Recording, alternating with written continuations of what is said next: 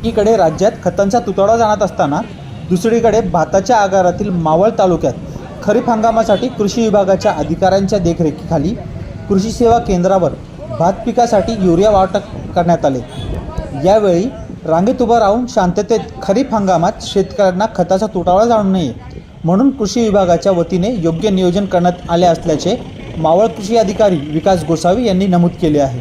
भात पिकाच्या रोपवाटिकासाठी सर्वच शेतकरी युरिया खत वापरतात। याने भात रोपाची वाढ जोमदार होते। भात रोपांना नत्र खत मिळाल्याने रोपे हिरवीगार व तजेलदार होतात असे देखील गोसावी यांनी नमूद केले।